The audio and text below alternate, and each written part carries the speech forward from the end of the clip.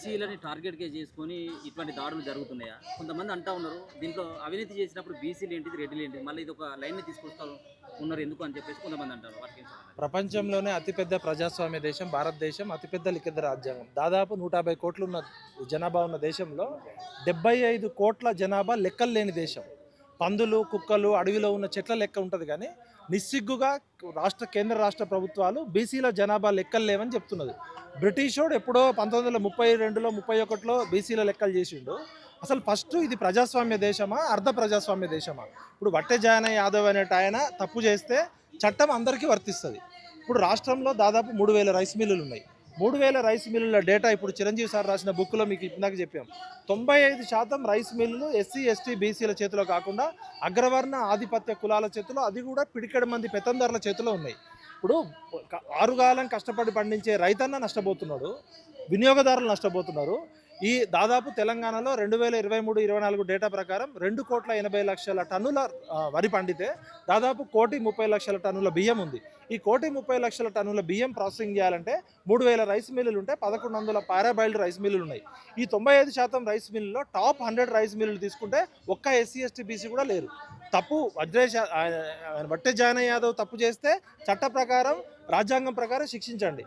కానీ 95% రైస్ మిల్లర్స్ని వదిలిపెట్టి కేవలం ఆయన రాజకీయంగా ఎదుగుతున్నాడు, నల్లగొండలో రెడ్ల ఆధిపత్యాన్ని ప్రశ్నిస్తున్నాడు అని చెప్పి ఆయన మీద కేసులు పెట్టడం కాకుండా ఆయన కొడుకు మీద, ఆయన భార్య మీద, ఆయన కుటుంబ సభ్యుల మీద, ఆయన చుట్టాల మీద కక్ష కట్టి వేధించడం అనేది సెలెక్టివ్ గవర్నెన్స్ అనేది రాజ్యాంగం ఒప్పుకోదు. చట్టం కొందరికే చుట్టం కాదు. నల్లగొండ జిల్లా అంటేనే ఇప్పటికే ఆ జిల్లా పేరు రెడ్ల జిల్లాగా పెట్టుకోమని చెప్తున్నారు. ఉత్తమ్ కుమార్ రెడ్డి గారు, మీరు వ్యక్తిగతంగా నాకు చాలా బాగా తెలుసు, మేడం కూడా, నేను రిక్వెస్ట్ చేస్తున్నా, డిమాండ్ చేస్తున్నా. దాదాపు 14,000 కోట్ల స్కామ్ జరిగిందని మీరే చెప్తున్నారు. 14,000 కోట్ల స్కామ్ 2014 నుంచి 2026 వరకు జరిగితే ఒక సివిల్ సప్లై శాఖ మంత్రిగా, ఒక బాధ్యత గల శాఖ మంత్రిగా మీరు ఆర్మీలో పనిచేసారు. 7,000 కోట్లు మాత్రమే రికవరీ చేసినామంటే మిగతా 7,000 కోట్లు ఏ పందికొక్కులు తిన్నాయి? దానిలో రెడ్లు ఎంతమంది ఉన్నారు, వైశ్యులు ఎంతమంది ఉన్నారు, కమ్మలు ఎంతమంది ఉన్నారు, కాపులు ఎంతమంది ఉన్నారు? మేము ఇవాళ మొత్తం ఏమంటున్నామంటే డేటా డ్రివెన్ సొసైటీ. ఆ 14,000 కోట్ల స్కామ్ చేసింది ఎవడు? 14,000 కోట్ల స్కామ్లో నిజంగానే వట్టె జాన యాదవే 14,000 కోట్ల స్కామ్ చేసిండా? మరి మిగతా మిల్లర్లను ఎందుకు పట్టుకోవట్లేదు మీరు? కాబట్టి చట్ట ప్రకారం, ధర్మ ప్రకారం, రాజ్యాంగ ప్రకారం అందరికీ ఒకటే చట్టం ఉండాలి. రెడ్లకో చట్టము, బలిసినోళ్ళకో చట్టము, పేద బడుగు బలిగిన వర్గాలకు ఒక చట్టం ఉంటే బిడ్డ గుర్తుపెట్టుకోండి, ఇది బీసీల యుగం. 80 సంవత్సరాలు మీరు దోచుకొని పందుకొక్కులాగా తిన్నారు. ఇప్పుడు రాబోయేది 60% బీసీలకు 6% వాటా కూడా లేదు. మేము 9వ తారీఖు బీసీ ఇంటలెక్చువల్స్ ఫోరం ఆధ్వర్యంలో చిరంజీవి గారి ఆధ్వర్యంలో నల్లగొండ జిల్లా సామాజిక, రాజకీయ, ఆర్థిక స్థితిగతుల మీద ఒక మీటింగ్ పెడుతున్నాం. అక్కడే తేల్చుకుంటాం. ఇప్పుడు కర్రున్నోడిదే బర్రె, నోరున్నోడిదే రాజ్యం అంటే కుదరదు. బాబాసాహెబ్ అంబేద్కర్ గారు రాసిన రాజ్యాంగము, చట్టం అందరికీ వర్తించాలని కోరుతున్నాం. తప్పు చేస్తే జాన యాదవ్కి చట్ట ప్రకారం శిక్షించండి. మేము జాన యాదవ్ మంచోడనో చెడ్డోడనో క్లీన్ చిట్ ఇవ్వట్లే, కానీ ఒక్కొక్కరిని ఒక్కొక్క రకంగా శిక్షిస్తున్నారు మీరు. జాన యాదవ్ గారి భార్య ఏం తప్పు చేసింది, జాన యాదవ్ గారి కొడుకులు ఏం తప్పు చేశారు, వాళ్ళ బంధువులను ఎందుకు వేధిస్తున్నారు? ఆయనకు ఆల్రెడీ బెయిల్ వచ్చినాక కావాలని వేధిస్తున్నారు. మేము చట్టాన్ని గౌరవిస్తాం, రాజ్యాంగాన్ని గౌరవిస్తాం. మోహరించిన సైన్యాలనైనా ఆపవచ్చు, కానీ ముహూర్తం ఆసనమైన ఆలోచనలు ఎవరు ఆపలేరు. బీసీలకి ఈ విధంగా ఎంబీసీలకి అన్యాయం చేస్తే నల్గొండ జిల్లాలో ఉన్న యాదవ్ సోదరులకి, బీసీ సోదరులకి నేను రిక్వెస్ట్ చేస్తున్నా. మొత్తం బీసీలు 12% ఉండి ఒక్కొక్కరు ఇద్దరు కూడా ఎమ్మెల్యే లేరు. కాబట్టి బీసీ నాయకులారా, బీసీలారా, ఇప్పటికైనా కళ్ళు తెరవండి.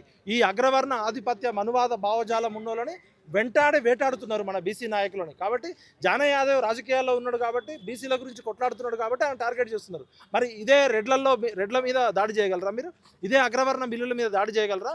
కాబట్టి పక్క రాష్ట్రాలకి తరలించిన 10,000 కోట్ల రూపాయల ధాన్యం విలువలలో ఎవరున్నా కూడా కులాలకు అతీతంగా, మతాలకు అతీతంగా అందరినీ శిక్షించండి. ఇట్లా సెలెక్టివ్ గవర్నెన్స్ చేస్తే రేవంత్ రెడ్డి గారు ఇప్పటికే నువ్వు రెడ్డి రాజ్య పాలన చేస్తున్నావు.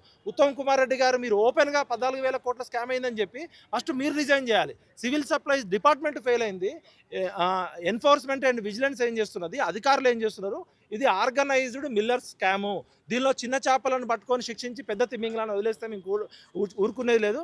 వెల్కమ్ రెడ్డి రాజ్యం జరుగుతుంది. ఇది రాబోయే బీసీల పోరాటంలో, పోరుబాటలో జయశంకర్ సార్ జయంతి ఈరోజు. జయశంకర్ సార్ ఏం చెప్పిండు? భౌగోళిక తెలంగాణ అనేది ఫేజ్ 1. సెకండ్ ఫేజ్ సామాజిక ప్రజాస్వామ్య తెలంగాణ. ఎవరి వాటా వాళ్ళకి దక్కాల్సిందే. సామాజిక తెలంగాణ అంటే మేము రెడ్లకో వెలమలకో కమ్మలకో కాపులకో వ్యతిరేకం కాదు. సమాజంలో ఎవరి వాటా ఎంతో ఎవరి కోటా ఎంతో ఇది అందరి తెలంగాణ కావాలి. కొందరు పిడికెడు మంది పెత్తందారుల తెలంగాణ అయింది. అందరి తెలంగాణ, ఆరోగ్య తెలంగాణ, అభివృద్ధి తెలంగాణ, ఆనంద తెలంగాణ కావాలంటున్నాం.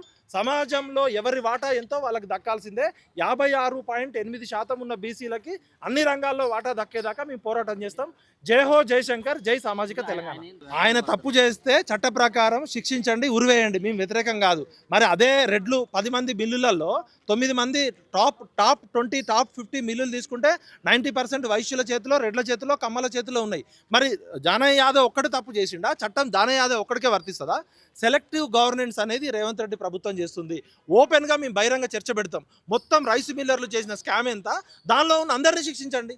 ఇప్పుడు బలిసిన వెలమ దొరలకి, రెడ్డి దొరలకి, కమ్మ దొరలకి, కాపు దొరలకి ఏ విధంగా అయితే శిక్ష ఇస్తారో మావోడికి కూడా అదే చేయండి. మావోడిని ఒక్కడనే టార్గెట్ చేస్తుంటే మేము ఏమంటున్నామంటే చట్టాన్ని గౌరవించండి, రాజ్యాంగాన్ని కాపాడండి. Save Telangana, save democracy.